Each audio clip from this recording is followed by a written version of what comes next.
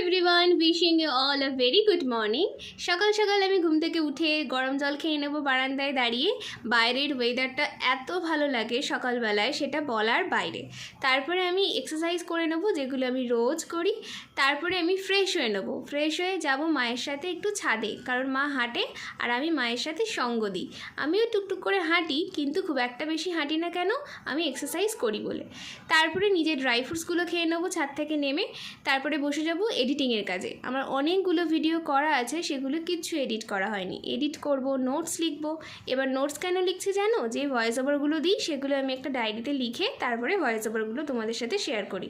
তারপরে বাবা আর আমার হাজব্যান্ডের টিফিন প্যাক করলাম, বিছনা অর্গানাইজ করলাম, নিজে খেলাম, হ্যান্ডমেড জুয়েলারি বানালাম, তারপর স্নান করলাম। স্নান ধান করে এখন স্কিন কেয়ার করবো। তারপর একটা লম্বা ঘুম দিয়েছিলাম দুপুরে লাঞ্চের পর। আজকে আসি, দেখা হবে সুন্দর একটা রিলসে। Take care, by.